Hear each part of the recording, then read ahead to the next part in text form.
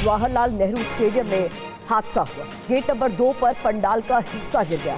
8 लोगों के घायल होने की खबर इस बीच सामने आ रही है। तस्वीरें आपको दिखा रहे हैं जवाहरलाल नेहरू स्टेडियम की। फायर ब्रिगेड और आपात सेवा की टीम इस वक्त मौका वारदात पर पहुंच गई है, जहां पर पंडाल गिरने की खबर मिली है। गेट नंबर 2 के पास ये बड़ा हादसा हुआ है। पंडाल का हिस्सा गिर गया है। जवाहरलाल नेहरू स्टेडियम से खबर सामने आ रही है और बताया जा रहा है कि 8 लोग इसमें घायल हुए। और इस बीच बता दें, जेएलएन स्टेडियम हादसे पर डीसीपी साउथ का बयान सामने आया है। गेट नंबर 2 के पास लॉन में हादसा हुआ है। डीसीपी की तरफ से ये जानकारी साझा की गई है। स्टेडियम में सर्च ऑपरेशन चलाया जा रहा है, ये भी उनकी तरफ से बताया गया। तो गेट नंबर 2 के पास लॉन में यह हादसा हुआ है। डीसीपी की तरफ से ये जानकारी साझा की गई है। हमारे सहयोगी जितेंद्र शर्मा वहीं से हमारे साथ जुड़ रहे हैं जहां पर यह हादसा हुआ है। जितेंद्र, बताइए इस वक्त का लेटेस्ट अपडेट क्या है, कितने लोग हताहत है और यह हादसा हुआ कैसे? जी बिल्कुल, देखिए दिल्ली का जवाहरलाल नेहरू स्टेडियम का गेट नंबर 2 है। ठीक सामने आप तस्वीरें देख सकते हैं किस तरीके से यहाँ पर अचानक से पंडाल का एक बड़ा हिस्सा टकराकर नीचे गिरा है। उस वक्त पंडाल के अंदर तकरीबन 8 से 10 मजदूर काम कर रहे थे और अचानक से जब ये पंडाल गिरा तो सभी मजदूर इस पंडाल के मलबे के नीचे दबे। तुरंत इस बात की जानकारी फायर ब्रिगेड को दी गई।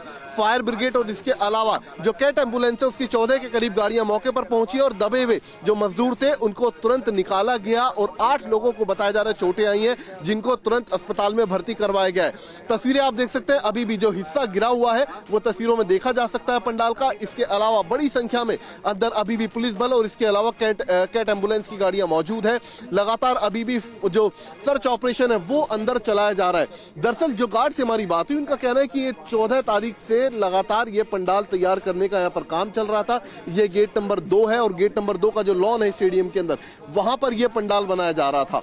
और अचानक से आज सुबह जिस वक्त मजदूर वहां पर कुछ मजदूर काम कर रहे थे, कुछ खाना खा रहे थे, उसी दौरान पंडाल का एक हिस्सा था अचानक से वो नीचे गिरा है और उसी के नीचे मजदूर दबे हैं, जिनको तुरंत निकाला गया। हालांकि अभी तक किसी कैजुअलिटी की कोई खबर नहीं आई है। बताया जा रहा है कि ये पंडाल अभी निर्माणाधीन था जो गिरा है, जिसकी वजह से ये बड़ा हादसा हुआ है।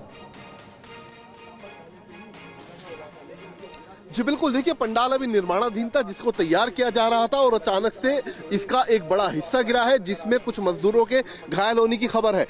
तकरीबन 8 मजदूर बताए जा रहे हैं जिनको कैट एम्बुलेंस के जरिए अस्पताल में पहुंचाया गया है। अभी भी पुलिस बल मौके पर मौजूद है। लगातार पंडाल का जो गिरा हुआ हिस्सा है उसको उठाया जा रहा है ताकि जो अंदर कुछ लोग दबे हो तो उनको तुरंत निकाला जा सके। तस्वीरें आप देखिए किस तरीके से ये गेट नंबर 2 का लॉन है जहां पर यह पंडाल लग रहा था और आप देखिए वहां पर जो पंडाल का हिस्सा था वो गिरा हुआ तस्वीरों में साफ तौर पर देखा जा सकता है। और इसी मलबे के अंदर अभी बताया जा रहा है कुछ लोग दबे होने की आशंका है, जिनको निकालने के लिए अभी भी राहत कार्य यहाँ पर चल रहा है। फायर ब्रिगेड की टीम मौके पर मौजूद है। इसके अलावा दिल्ली पुलिस बड़ी संख्या में इस वक्त अंदर मौजूद है कैट एम्बुलेंस के साथ। जी तो एक बार फिर से आपको ये बड़ी खबर का अपडेट हम दे रहे हैं। हमारे सहयोगी जितेंद्र बता रहे हैं किस तरीके से ये बड़ा हादसा हुआ है। 14 तारीख से ये पंडाल निर्माणाधीन था और इसमें 8 मजदूरों के घायल होने की खबर सामने आ रही है। मौके की तस्वीरें आप तक हम पहुंचा रहे हैं जहां एम्बुलेंस फायर ब्रिगेड की टीम मौजूद है और कोशिश की जा रही है राहत और बचाव काम जल्द से जल्द पूरा कर लिया जाए। तो जवाहरलाल नेहरू स्टेडियम के गेट नंबर 2 के पास ये पंडाल गिरा है। तस्वीरें आपके सामने है। ये बड़ा हादसा दिल्ली में पेश आया। तो यहाँ पर चश्मदीद गार्ड की तरफ से क्या जानकारी दी गई है, जरा सुनिए। सर पहले एक पंडाल गिरा, उसके बाद दूसरा गिरेगा। लेबर इधर बची हुई ज्यादा, लेबर खाना खा रही उस टाइम। ये अच्छा था, लेबर खाना खा रही उस टाइम, तो कुछ ज्यादा आज तक तकड़ा नहीं हुआ है। कितने लोग सर ये कह नहीं सकते कि हमारी गेट पे ड्यूटी, हम गेट देख रहे हैं। कितने लोग अंदर कितने थे वैसे लेबर के तो लोग काम करते आते जाते रहते, अभी आपके सामने निकल गए और आ भी गए अंदर को। हमारे यहाँ परसों ड्यूटी है, 14 तारीख से हमारे। हम पंडाल पहले से लगा हुआ था? नहीं, पहले नहीं लगा था। ये कब लगा? ये 14 तारीख को हमको थोड़ा बहुत काम होती दिखाई दिया है। अच्छा, ये लग रहा था कि हटाया जा रहा था? ये लग रहा था। तो स्टेडियम में ड्यूटी पर तैनात गार्ड की तरफ से कुछ जानकारी साझा की जा रही थी। जितेंद्र का हम रुक करें उससे पहले आपको सुनवाते हैं और क्या कुछ कहा जा रहा है वहीं पता चलेगा। बाकी कुछ गाड़ी हमारी छोड़ के आई है पेशेंट। तो उनसे बात करते हैं। तो कुछ अभी कुछ घायलों को निकाला आप लोगों ने? हाँ, हमारी कुछ गाड़ियां निकाली हैं, हमारी कुछ गाड़ियां अभी नहीं आई हैं। जो कॉल मिलती जा रही है वैसे वैसे गाड़ियां आ रही हैं। बाकी जिन गाड़ियों पे पहले कॉल आ गई वो पेशेंट छोड़ के ड्रॉप करके वापस दोबारा आ चुकी हैं। कितने लोग ले गए सर? वो अभी नहीं बता सकते सर हम। अभी कौन सी गाड़ी कितने पेशेंट ले गई है ये तो सब बाद में है। कहाँ ले जा रहे हैं? ये नियर बाई हॉस्पिटल। अच्छा, जो आसपास हॉस्पिटल? हाँ, जो नियर बाई वगैरह। हाँ, अच्छा, तो ये है। तो बिल्कुल देखिए, ये यहाँ एम्बुलेंस के ड्राइवर से बात करते हैं हमारे सहयोगी जितेंद्र, जो हमारे साथ जुड़े भी हुए हैं। क्या कुछ जानकारी और सामने आ रही है जितेंद्र, इसमें और कितने लोगों के दबे होने की आशंका जताई जा रही है? जी बिल्कुल, देखिए 8 लोगों को अभी तक निकाला जा चुका है, जिनको नियर बाय अस्पतालों में भर्ती करवाया गया। हालांकि कैजुअलिटी की कोई खबर नहीं है, लेकिन इतना जरूर है कुछ लोगों को चोटें आई हैं। वो तकरीबन 8 के करीब उनकी संख्या है, जिनको तुरंत अस्पताल में भर्ती करवाया गया। लेकिन एहतियाती तौर पर आप देखिए, बड़ी संख्या में जो कैट की एम्बुलेंस है वो इस वक्त जवाहरलाल नेहरू स्टेडियम के ठीक बाहर आपको लगी दिखाई देंगी। और बाकी कुछ गाड़ियां हैं कैट्स की, जो कि अभी भी अंदर मौजूद है। लगातार जो पुलिसकर्मी है वो अंदर मौजूद है फायर ब्रिगेड के साथ। और अंदर जहां पर ये पंडाल गिरा हुआ है, जो घटना स्थल है, वहां पर लगातार एक सर्च ऑपरेशन चलाया जा रहा है, ताकि अगर कुछ लोग दबे हो तो उन दबे हुए लोगों को तुरंत बाहर निकाला जा सके। एक बार फिर से हम तस्वीरें आपको दिखाना चाहेंगे। देखिए, गेट नंबर 2 है जवाहरलाल नेहरू स्टेडियम का, और उसका जो लॉन है, उस लॉन के अंदर अचानक से ये पंडाल गिरा है। और देखिए तस्वीरें किस तरीके से पंडाल के गिरने के बाद बड़ी संख्या में पुलिस की गाड़ियां, पुलिस बल आपको अंदर खड़ा दिखाई देगा। लगातार अंदर अभी भी सर्च ऑपरेशन पुलिस के द्वारा और फायर ब्रिगेड के द्वारा चलाया जा रहा है, ताकि अगर कुछ और लोग दबे हो तो उनको तुरंत निकालकर अस्पताल में पहुंचाया जा सके। तकरीबन 1 घंटे पहले की ये कॉल है। कॉल मिलते ही तुरंत कैट एम्बुलेंस सबसे पहले मौके पर पहुंची, फायर ब्रिगेड पहुंची, दिल्ली पुलिस पहुंची, और ऑपरेशन बिना देर लगाए यहां पर शुरू कर दिया गया था।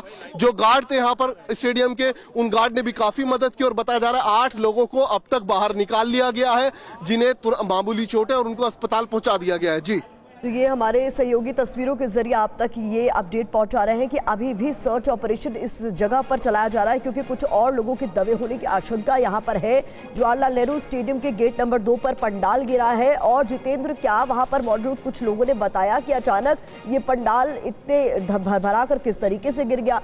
क्या वहां पर किसी तरीके की कोई चूक हुई जिसकी वजह से यह हादसा हुआ? जी बिल्कुल, देखिए 14 तारीख के बाद से लगातार ये जो गेट नंबर 2 का लॉन है, यहाँ पर कोई प्रोग्राम होना था आने वाले टाइम में, जिसको लेकर बाकायदा यहाँ पर एक बड़ा जो पंडाल था वो यहाँ पर तैयार किया जा रहा था। बड़ी संख्या में अंदर मजदूर रोज दिन रात काम कर रहे थे। आज सुबह तकरीबन 1 घंटे पहले जिस वक्त पंडाल को खड़ा किया जा रहा था, जिस वक्त काम चल रहा था पंडाल के अंदर, उसी दौरान अचानक से पंडाल का ये एक बड़ा हिस्सा नीचे गिरा है। मजदूर कुछ नीचे खाना खा रहे थे, कुछ काम कर रहे थे, और अचानक से वो इस मलबे के अंदर दबे हैं, जिनको तुरंत निकालने की कवायद शुरू की गई। हालांकि 8 लोगों को अब तक निकाला जा चुका है, जिनको अस्पताल में भर्ती करवाया गया। और मैं चाहूंगा एक बार फिर से कैमरामैन तस्वीरें आपको दिखाए। देखिए, काफी बड़ा ये लॉन है जहां पर ये पंडाल बनाने का काम किया जा रहा था। बाकायदा स्टेज यहां पर बनाई जा रही थी, जिसका सामान आप रखा हुआ देख सकते हैं। गिरा हुआ जो पंडाल का हिस्सा है, वहां पर लोगों के बैठने के लिए जगह बनाई जा रही थी, जिसको वाटरप्रूफ तैयार किया गया था। और अभी भी कुछ कैंप आपको वहां पर लगे हुए दिखाई देंगे। तो एक बड़ा लॉन है और एक बड़ा पंडाल था, जो कि अचानक से उसका बड़ा हिस्सा नीचे गिरा है। हालांकि किन वजहों से नीचे गिरा, क्या उसमें कहां पर खामी रही, ये बाद में इन्वेस्टिगेशन का पार्ट है। लेकिन इतना जरूर है, बड़ी मुस्तैदी के साथ पुलिस और फायर ब्रिगेड की टीम ने कैट एम्बुलेंस के साथ सभी लोगों को बाहर निकाला है, जो मलबे के अंदर दबे हुए थे, और तुरंत अस्पताल में पहुंचा दिया गया। तो 8 मजदूरों को, जैसा कि जितेंद्र बता रहे हैं, कि उन्हें अस्पताल पहुंचाया गया ताकि उन्हें जल्द से जल्द जो जरूरी इलाज है वो मिल सके। लेकिन अभी भी ये पूरा जो सर्च ऑपरेशन है, जो रेस्क्यू ऑपरेशन है, वो खत्म नहीं हुआ है। जितेंद्र तस्वीरों के जरिए हमें दिखा रहे हैं वो पूरा इलाका जहां पर ये पंडाल गिरा है, बड़ा हादसा हुआ है। एम्बुलेंस और पुलिस इस वक्त मौके पर है, फायर ब्रिगेड की टीम भी वहां पर मौजूद है, ताकि जल्द से जल्द इस मलबे को हटाया जा सके। और बड़ी सावधानी बरतते हुए इस पूरे ऑपरेशन को अंजाम देना होगा जितेंद्र, क्योंकि इसके नीचे जो दबा है वो और ज्यादा घायल हो सकता है अगर कोई कोताही बरती गई।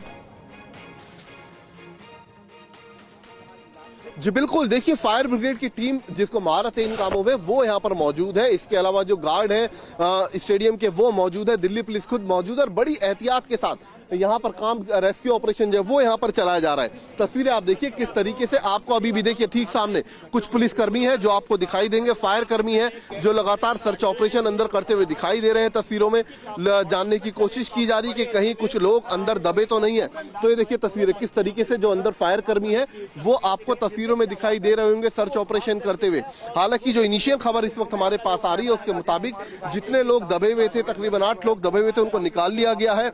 अभी तक किसी के अंदर दबे होने की जानकारी या फिर कहे कोई सुराग, ऐसा अभी तक सर्च ऑपरेशन जो टीम अंदर कर रही है उसके हाथ नहीं लगा। और ये देखिए यहाँ पर बाकायदा जो क्रेन है वो भी यहाँ पर मंगवा ली गई है। कोशिश होगी जो पंडाल का गिरा हुआ हिस्सा है उसको जल्द से जल्द वापस उठाया जाए इसकी मदद से, और जो अंदर अगर दबे होने की कुछ लोगों की आशंका है तो उनको भी तुरंत अस्पताल पहुंचाया जाए। ये देखिए जो सर्च ऑपरेशन है उसका ये हिस्सा बनने के लिए क्रेन यहाँ पहुंची है, और अभी भी फायर ब्रिगेड, कैट एम्बुलेंस और दिल्ली पुलिस के कर्मी अंदर मौजूद है, और अभी इसी से कोशिश की जाएगी उठाने की, ताकि किसी तरीके से ये देखिए ये देखिए किस तरीके से लगातार कोशिश यहाँ पर की जा रही है, और पंडाल का जो एक बड़ा हिस्सा है उस हिस्से को यहाँ पर उठाने की जो कोशिश है अब वो यहाँ पर की जाएगी। तो कहा जा सकता है कि जो सर्च ऑपरेशन है अब वो काफी तेज कर दिया गया है पुलिस की तरफ से, फायर ब्रिगेड की तरफ से, और एक तरीके से जो चेक अभी भी अंदर लगातार जांच चल रही है। जी ये तस्वीरें दिखा रहे हैं जितेंद्र, इन तस्वीरों को ध्यान से देखिए। यहाँ पर अभी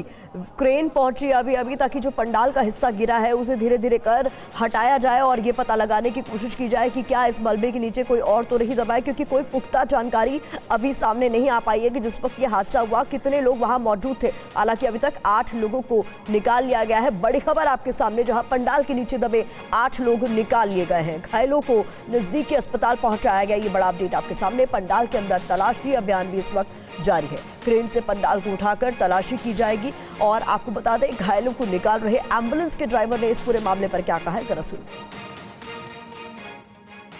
हमें तो कॉल मिली है सर, बाकी क्या कॉल आई सर आप लोगों को? वही बता पाएंगे जो यहाँ के स्टेडियम के जो इंचार्ज हैं। कॉल क्या आई आपके पास? कॉल तो हमारे पास आई है ट्रॉमे के इंजरी की, जो यहाँ पे वो हुआ है। अच्छा, क्या खबर मिली आपको? कॉल क्या थी, थोड़ा बता दीजिए। कॉल ये है ट्रॉमे के इंजरी, मतलब कोई भी पंडाल गिर गया है उसकी कॉल है हमारे पास। तो अच्छा, कितने लोगों के घायल होने की जानकारी आपको दी गई? वो हमें ये जानकारी नहीं गई, हमें तो अब जो पता चलेगा वो वहीं पता चलेगा। बाकी कुछ गाड़ियाँ हमारी छोड़ के आई हैं पेशेंट। तो कुछ अभी कुछ घायलों को निकाला आप लोगों ने? हाँ, हमारी कुछ गाड़ियाँ निकाली हैं, हमारी कुछ गाड़ियाँ अभी नहीं आई हैं। अच्छा। जो कॉल मिलती जा रही है वैसे वैसे गाड़ियाँ आ रही हैं। बाकी जिन गाड़ियों पे पहले कॉल आ गई वो पेशेंट छोड़ के ड्रॉप करके वापस दोबारा आ चुकी हैं। कितने लोग ले गए सर? वो अभी नहीं बता सकते सर हम। अभी कौन सी गाड़ी कितने पेशेंट ले गई है ये तो सब बाद में है। कहाँ ले जा रहे हैं? ये नियर बाई हॉस्पिटल। अच्छा, जो आसपास हॉस्पिटल है? हाँ, जो नियर बाई वगैरह। हाँ, अच्छा। यहाँ एम्बुलेंस ड्राइवर को आप सुन रहे थे जो बता रहा था कि किस तरीके से घायलों को यहाँ से निकालकर अस्पताल ले जाया गया। लेकिन ये तस्वीरें बहुत महत्वपूर्ण हो जाती है। जितेंद्र बताइए इस वक्त वहाँ पर क्या चल रहा है, जहाँ क्रेन पहुंची है, और क्या काम शुरू हो गया है वहाँ से मलबे को हटाने का? जी बिल्कुल, देखिए तस्वीरों में क्रेन साफ तौर पर देखी जा सकती है। ठीक पंडाल का जो हिस्सा गिरा हुआ है वहां पर क्रेन इस वक्त खड़ी कर दी गई, और लगातार कोशिश है कि जो गिरा हुआ हिस्सा है वो क्रेन की मदद से जल्द उठाया जाए। जहां पर फायर ब्रिगेड के कर्मी अंदर नहीं पहुंच पा रहे हैं तो तब उसके बाद पता चल पाएगा कि वाकई कोई अंदर दबा है अभी, या सभी को निकाल लिया गया है। लेकिन इतना जरूर है कि फायर ब्रिगेड के जो कर्मचारी हैं वो इस वक्त अंदर मौजूद है, और सर्च ऑपरेशन जो पंडाल का गिरा हुआ हिस्सा है वहां पर बाकायदा इस वक्त चलाया जा रहा है। दिल्ली पुलिस की कर्मी बड़ी संख्या में अंदर मौजूद है, जो तमाम अधिकारी हैं वो अंदर मौजूद है, और उन्हीं की मौजूदगी में इस सर्च ऑपरेशन को अंदर अंजाम दिया जा रहा है। और तस्वीरें देखिए किस तरीके से अंदर इस वक्त पंडाल के अंदर जो क्रेन है वो अंदर खड़ी हुई है, और उस क्रेन की मदद से अब गिरे हुए हिस्से को, जो पंडाल का गिरा हुआ हिस्सा है, उसको उठाने की कोशिश यहाँ पर की जा रही है, ताकि जल्द से जल्द ये बात साफ हो सके कि अंदर कुछ और लोग दबे हैं या फिर नहीं। जी तो ये जितेंद्र तस्वीरों के जरिए दिखा रहे हैं कि अब क्रेन पहुंची है मौके पर, और कोशिश की जा रही है कि क्रेन की मदद से जल्द उस मलबे को हटा लिया जाए जो यहाँ पर पंडाल का हिस्सा गिरा है, क्योंकि ये पता लगाने की कोशिश की जा रही है कि इसमें और कितने लोग दबे हो सकते हैं। और इसी के लिए हम देख रहे हैं कि यहाँ पर एम्बुलेंस बड़ी तादाद पर खड़ी कर दी गई है, क्योंकि ये माना जा रहा है कि हो सकता है कि घायलों की संख्या बढ़ जाए। जितेंद्र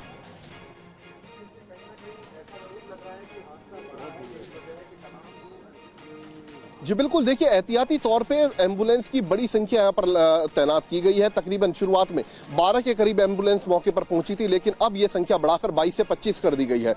स्टेडियम के ठीक गेट नंबर 2 के बाहर भी इस वक्त एम्बुलेंस बड़ी संख्या में मौजूद है, और अंदर भी तस्वीरों में एम्बुलेंस की मौजूदगी साफ तौर पर देखी जा सकती है। ये ताकि अगर कोई भी घायल, पंडाल के अंदर की तस्वीरें ही, एक्सक्लूसिव तस्वीरें TV9 भारतवर्ष आपको दिखा रहा है और समझाने की कोशिश कर रहा है कि किस तरीके से मलबे के अंदर खुद यहाँ पर जो रेस्क्यू की टीम है वो अंदर मौजूद है, खुद इसके अंदर जाकर कोशिश की जा रही है ढूंढने की, तलाशने की उन लोगों को जिनके इसमें दबे होने की आशंका हो सकती है। ये तस्वीरें एक्सक्लूसिव इस वक्त TV9 भारतवर्ष की टीम आपको दिखा रही है किस तरीके से रेस्क्यू का काम यहाँ पर तेजी से आगे बढ़ता हुआ। ऊपर से क्रेन की मदद ली जा रही है, और नीचे आप लोगों को देख सकते हैं जो खुद इस मलबे में दाखिल हो रहे हैं ताकि पता लगाया जा सके कि इसके अंदर कोई और दवा तो नहीं हुआ।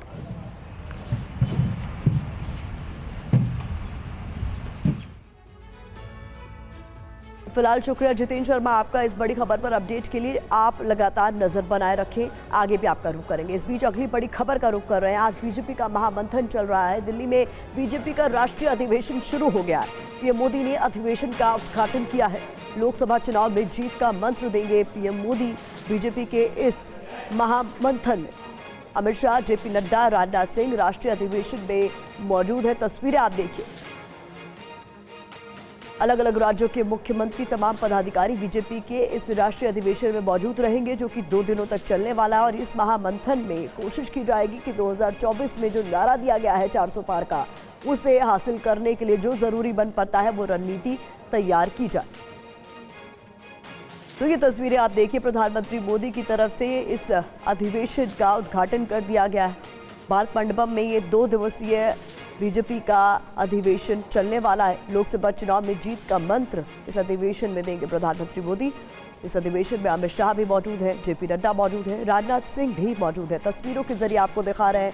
भारत मंडपम में प्रधानमंत्री मोदी पहुंचे और उन्होंने इस 2 दिवसीय राष्ट्रीय अधिवेशन का उद्घाटन किया है। उनकी तरफ से दीप प्रज्वलन किया गया है और यहाँ माना जा रहा है कि 2024 के लिए बड़ी रणनीति तय की जाएगी। राष्ट्रीय अधिवेशन में 2 प्रस्ताव पास हो सकते हैं। राजनीतिक और सामाजिक मुद्दों पर आ सकते हैं ये प्रस्ताव। राम मंदिर पर अधिवेशन में प्रस्ताव आ सकता है, ये बड़ी खबर भी हमें मिल रही है।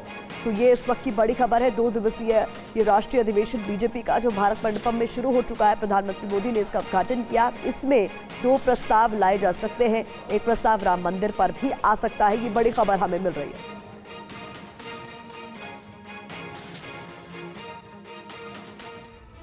तो बीजेपी के इस राष्ट्रीय अधिवेशन में 2 प्रस्ताव लाने को लेकर खबर सामने आ रही है। जो पहला प्रस्ताव है वो क्या हो सकता है, वो आपके सामने है जानकारी। राजनीतिक प्रस्ताव ये हो सकता है, ये महत्वपूर्ण अपडेट हमें मिल रहा है। और इसके अलावा जो दूसरा प्रस्ताव है वो माना जा रहा है कि आर्थिक और सामाजिक प्रस्ताव हो सकता है। ऐसे में बहुत महत्वपूर्ण है कि प्रस्ताव में क्या विषय क्या है। तो राम मंदिर प्राण प्रतिष्ठा पर प्रस्ताव लाया जा सकता है। इसके अलावा जानकारी, महिलाओं को 33% आरक्षण पर भी प्रस्ताव इस राष्ट्रीय अधिवेशन में लाया जा सकता है। साथ ही साथ विकसित भारत संकल्प यात्रा पर भी प्रस्ताव लाया जा सकता है। इसके अलावा जानकारी है कि 2047 तक विकसित भारत के ब्लूप्रिंट पर प्रस्ताव इस राष्ट्रीय अधिवेशन में लाया जा सकता है। तो प्रस्ताव में क्या क्या विषय हो सकते हैं, इसको लेकर अपडेट्स आप तक हम पहुंचा रहे हैं। प्रधानमंत्री मोदी ने कल हरियाणा के रेवाड़ी में बीजेपी की जीत पर क्या कुछ कहा, ये भी देखिए सर।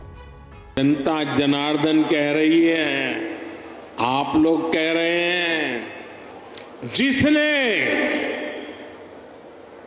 370 हटाया, जिसने 370 हटाया, उस बीजेपी का टीका 370 सीटों से होगा। रेवाड़ी ने 272 पार का आशीर्वाद दिया था और आपका वो आशीर्वाद सिद्धि बन गया। तो आपका आशीर्वाद है, अब की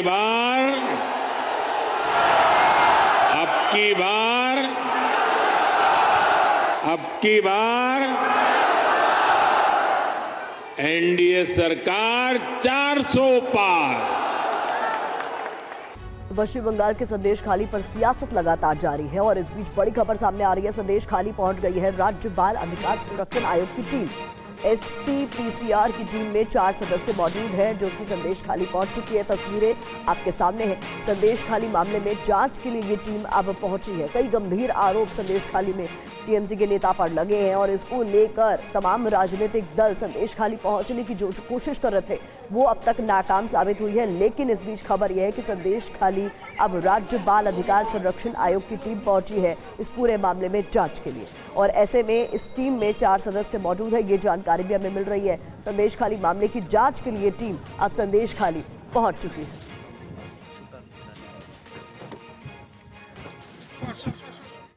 राष्ट्रीय अनुसूचित जाति आयोग की पूरी रिपोर्ट भी सामने आई है। बता दें आपको, राष्ट्रपति शासन लगाने की मांग कर दी गई है। संदेश खाली पर तुरंत कार्रवाई की मांग की गई है। SC/ST कानून के तहत केस करने की मांग की गई है।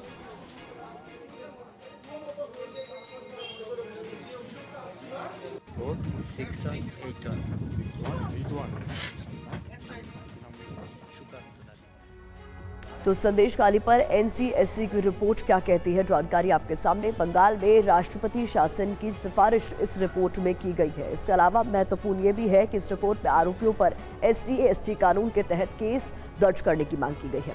हालात गंभीर है, तुरंत कार्रवाई की मांग भी इस रिपोर्ट के जरिए की गई है। रेप, टॉर्चर और जमीन पर कब्जा करने के गंभीर आरोप लगाए गए हैं। बंगाल सरकार पर जानकारी को दबाने, छिपाने के आरोप भी लगे हैं। इसके अलावा अनुसूचित जाति की महिलाओं से अत्याचार की बात भी इस रिपोर्ट में कही गई है। शाहजहां की पुलिस से मिलीभगत के आरोप भी लगाए गए हैं। साथ ही साथ जांच में ममता सरकार से मदद नहीं मिलने के आरोप भी लगाए गए हैं। ऐसे में कई गंभीर सवाल संदेश खाली की पूरी घटना को लेकर लगातार उठाया जा रहा है। इस बीच बड़ी खबर भी सामने आ रही है, जहां केंद्रीय मंत्री निशित प्रामाणिक का बड़ा बयान सामने आया है। ममता बनर्जी से नहीं संभल रहा है तो केंद्र तैयार है। इस पूरे मामले को लेकर अब केंद्रीय मंत्री का ये बयान सामने आया है। निशित प्रामाणिक ने क्या कहा है, जरा सुनिए। देखिए, अगर ममता बनर्जी से ये संभाला नहीं जाता तो ममता बनर्जी एक बार अगर बोलेंगे कि उनसे संभाला नहीं जा रहा है तो होम मिनिस्ट्री उनको पूरी तरह से सहायता करने के लिए तैयार है। सेंट्रल फोर्स पूरी तरह से तैयार है और इस सिचुएशन को डैमेज कंट्रोल करने के लिए जो है केंद्र सरकार पूरी तरह से राज्य के साथ खड़ा रहेगा। और इस बीच बड़ी खबर सामने आ रही है, सुकांता मजूमदार को अस्पताल से छुट्टी मिल गई है। कोलकाता के अपोलो अस्पताल से छुट्टी मिली। पुलिस के साथ झड़प में घायल हुए थे सुकांता मजूमदार। तस्वीरें भी आपके सामने हैं। 14 फरवरी को बशीरहाट में वो जख्मी हुए थे। पश्चिम बंगाल बीजेपी के अध्यक्ष हैं सुकांता मजूमदार, जिन्हें की चोट लगने के बाद अस्पताल में भर्ती किया गया था और अब उन्हें अस्पताल से छुट्टी मिल गई।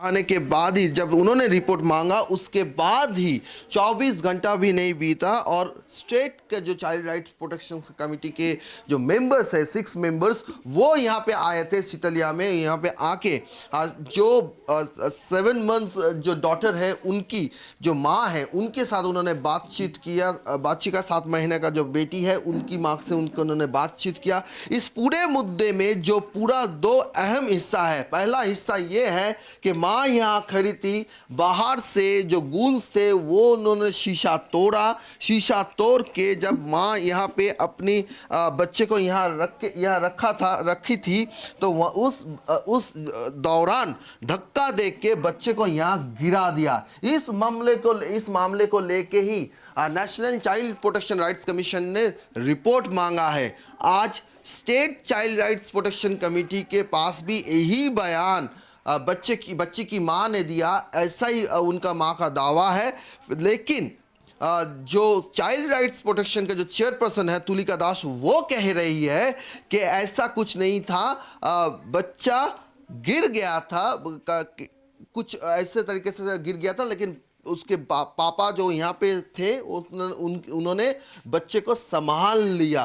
तो फिर जो मूल मुद्दा था, जिस मुद्दे को लेके national child rights protection committee ने रिपोर्ट मांगा है, state child rights protection committee उस मुद्दे को कहीं कम नहीं कर रहा है। उसका जो वजन है उस वजन को कहीं कम नहीं कर रहा है। ऐसा कुछ प्रश्न उठ रहे हैं। इस दौरान मां का दावा यही है कि उन्होंने वही बात state child rights protection committee को भी कहा है। दूसरी जो बात है कि ये लोग कुछ पुलिस के यहाँ का जो लोकल पुलिस है उनके मौजूदगी में ये घटना घटी और इस बारे में उन्होंने TV9 भारतवर्ष के हाथ ये दो पिक्चर उन्होंने उठा दिया है। इस पिक्चर में उनका कहना है कि ये है संदेशखाली थाना का IC है और ये हिंगोलगंज थाना का जो 2nd ऑफिसर है वो है और इन दोनों की मौजूदगी में ये घटना घटी। ये पूरा तोड़फोड़ हुआ।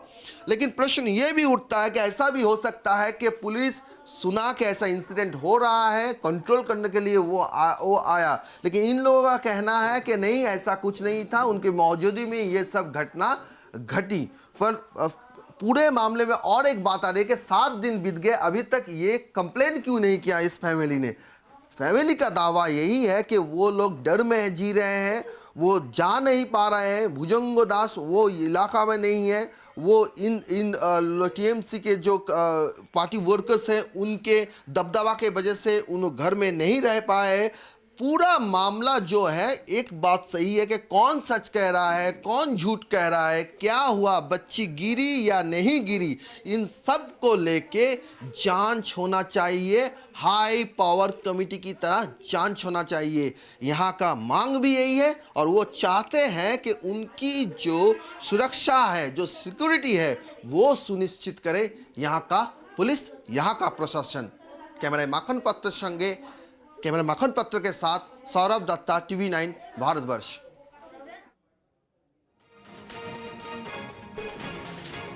तो संदेश खाली को लेकर किस तरीके से सियासत हो रही है, ये भी अपडेट आप तक लगातार पहुंचा रहे हमारे संवाददाता वहां से रिपोर्ट कर रहे थे और बता रहे थे कि किस तरीके से यहां पर कांग्रेस और बीजेपी के जो तमाम नेता हैं वो पहुंचने की कोशिश कर रहे हैं ताकि संदेश खाली की जो पीड़ित महिलाएं हैं उनसे कुछ बात की जा सके और समझा जा सके कि कैसे इस पूरे मामले में अब तक उनकी बात को नजरअंदाज किया जा रहा है। या आपको सुनाते हैं संदेश खाली जाने से रोके जाने पर बीजेपी और कांग्रेस के नेताओं ने क्या कहा। वो बेटियां और महिलाएं संदेश खेड़ा की थी, जिनके साथ शाहजहां शेख के गुंडों ने अत्याचार किए हैं, सेक्सुअल एक्सप्लॉयटेशन किया है और ये धमका करके नहीं आओगे तो हस्बैंड को गोली मार दिया जाएगा। You are a Bengali queen of cruelty. अपनी बांग्लार নৃশংসতার এক রানী ক্ষমতা। বাংলার মুখ্যমন্ত্রী বারবার বাংলার মানুষকে ধোকা দিয়েছে। राज्यपाल जी को सारी घटना के बारे में जानकारी दिया हम लोगों ने। राज्यपाल जी से वो खुद भी दुखी है।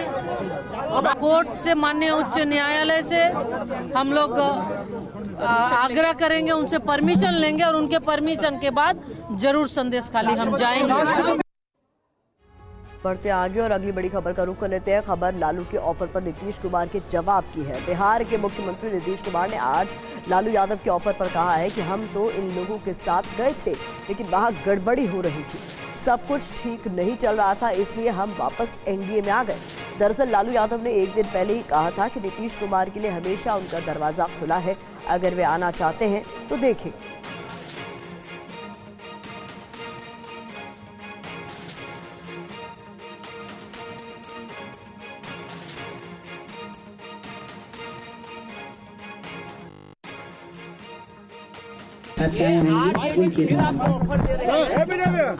ऑफर दे रही है, दरवाजा खुला। लालू जी कल बोल रहे थे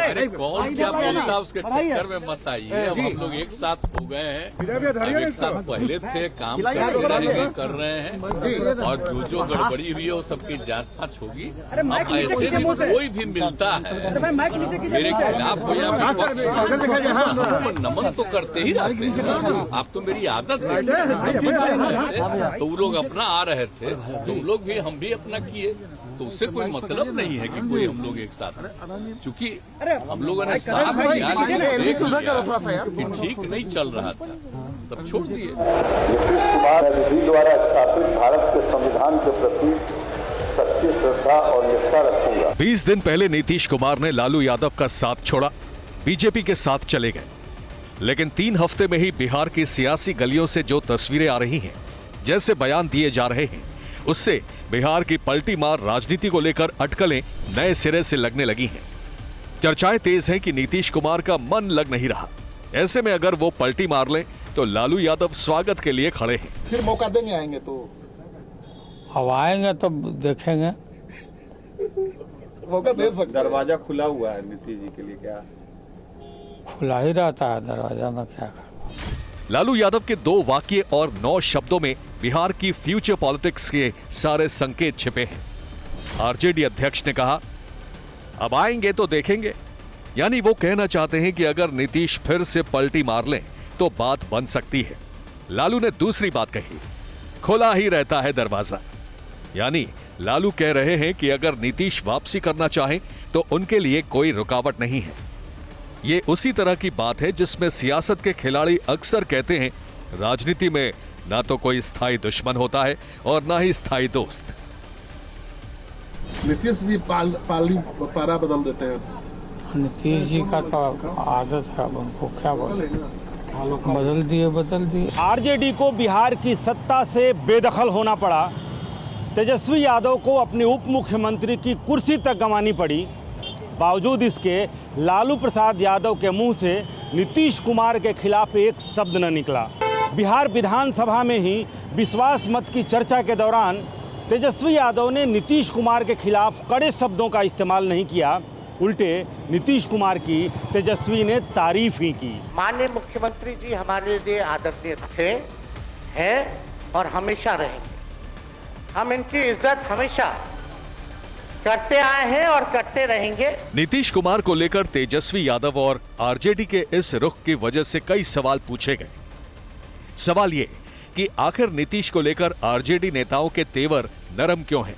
कहीं इसका कनेक्शन भविष्य की उन संभावनाओं से तो नहीं है जिनका इशारा लालू यादव ने खुलेआम कर दिया है? दरवाजा खुला हुआ है नीतीश जी के लिए, क्या खुला ही रहता है दरवाजा में, क्या कर। वैसे नीतीश को लेकर नरमी सिर्फ बातों में नहीं है। राजनीति की पलटबाजी के बाद जब लालू यादव का नीतीश कुमार से आमना सामना हुआ तो तल्खी नहीं दिखी। और इस बीच बड़ी खबर आपको बता दें, कमलनाथ अपने बेटे के साथ दिल्ली रवाना हो गए हैं। बेटे सांसद नकुलनाथ छिंदवाड़ा के 5 दिनों के दौरे चौथे दिन निरस्त करके आज दिल्ली रवाना होंगे। तो 5 दिनों का दौरा था जिसे निरस्त करते हुए चौथे दिन ही दिल्ली रवाना हो गए हैं। और इस बीच आपको बता देते हैं बड़ी खबर, नकुलनाथ ने एक्स अकाउंट से कांग्रेस हटा दिया है। नकुल ने बायो से कांग्रेस का नाम हटा दिया है। ये इस वक्त की एक और बड़ी खबर जो सामने आ रही है। तो अपने एक्स अकाउंट से कांग्रेस जो पहले लिखा हुआ था उसे नकुलनाथ ने हटा दिया। कमलनाथ के बेटे नकुलनाथ ने एक्स अकाउंट से कांग्रेस हटाया। नकुल ने बायो से कांग्रेस का नाम हटाया है। ये एक और बड़ी खबर सामने आ रही है। तो ये देखिए तस्वीरें आपको दिखा रहे हैं उनके एक्स अकाउंट की, जिसमें बायो में पहले कांग्रेस लिखा हुआ था लेकिन अब ये हटा दिया गया है। शुभम, किस तरीके से यहाँ पर इसे लिया जाना चाहिए, एक्स से कांग्रेस को हटाया जाना नकुलनाथ के बायो से? बीते कुछ वर्षों में जो कांग्रेस से बीजेपी में नेता गए हैं, सबसे बड़ा उदाहरण अगर आप ज्योतिरादित्य सिंधिया का लें तो उनकी भी शुरुआत इस ट्विटर से ही, एक्स से ही हुई थी, जब उन्होंने कांग्रेस पार्टी का नाम हटा लिया था और अपने बायो में just a common man, cricket lover, इस तरह की चीजें लिखी थी। और उसके 10 दिन बाद वो बीजेपी में चले गए थे। और ऐसे कई नेता रहे हैं जिनकी शुरुआत हमने यहीं से देखी है। कई दिनों से अटकलें चल रही है इस बात को लेकर कि नकुलनाथ बीजेपी में जा सकते हैं। हालांकि अभी तक उन्होंने कोई स्ट्रॉन्ग खंडन उस बात का नहीं किया है। लगातार चर्चा चल रही है और इसी बीच ट्विटर से कांग्रेस पार्टी का नाम हटा लेना, 4 दिन का दौरा जो छिंदवाड़ा में था कमलनाथ और नकुलनाथ का, उसे अचानक से कैंसिल करना और अब सीधे दिल्ली रवाना होना, तो कहीं न कहीं संकेत है कि कोई न कोई खिचड़ी जरूर पक रही है। और हो सकता है कि कांग्रेस को एक और बड़ा झटका लगे और 2 बड़े नेता बीजेपी में शामिल हों। तो ये जिस तरीके से शुभम अपडेट दे रहे हैं, ये किस ओर इशारा कर रहा है, समझने की कोशिश हर कोई कर रहा है। तो कुल मिलाकर एक तरीके से जो भी कांग्रेस के नेता ये दल छोड़कर किसी और दल में गए हैं तो उनकी तरफ से कुछ इसी तरीके से पहले नाम से जो सोशल मीडिया अकाउंट्स हैं वहां से कांग्रेस हटाया गया है। यानी चुनाव से पहले जिस तरीके से आप कह रहे हैं एक बड़ा झटका कांग्रेस को लग सकता है अगर कोई खिचड़ी पक रही होगी वाकई। बिल्कुल ठीक कहा प्रतिमा, क्योंकि हमने राज्यसभा को लेकर भी देखा कि जब 9 तारीख को कमलनाथ ने सोनिया गांधी से दिल्ली में मुलाकात की थी, कुछ उनके समर्थक ये बात कह रहे थे कि कमलनाथ राज्यसभा में जाना चाहते थे मगर बात नहीं बन पाई। अशोक सिंह को राज्यसभा का प्रत्याशी कांग्रेस की ओर से बनाया गया और ये बात की जानकारी भी उनके समर्थकों द्वारा दी गई थी, जो हमारे सोर्सेस ने भी बताई थी कि 15 तारीख के बाद ही सारी चीजें स्पष्ट होगी। अगर कमलनाथ को राज्यसभा नहीं भेजते हैं तो उसके बाद वो अगला निर्णय लेंगे। और अब जिस तरह से बीजेपी का राष्ट्रीय अधिवेशन है 2 दिन, तमाम मध्य प्रदेश के भी बड़े नेता दिल्ली में ही मौजूद हैं, 2 दिनों तक वहीं रहेंगे। और इसी बीच अब कमलनाथ और नकुलनाथ का दिल्ली रवाना होना कहीं न कहीं संकेत दे रहा है कि अब कुछ न कुछ बड़ा होने वाला है। हो सकता है कमलनाथ और नकुलनाथ अब बीजेपी में शामिल हो। तो ये बड़ी खबर शुभम की तरफ से दी जा रही है कि हो सकता है बीजेपी में जाने की अटकलें इसी के साथ तेज हो गई है।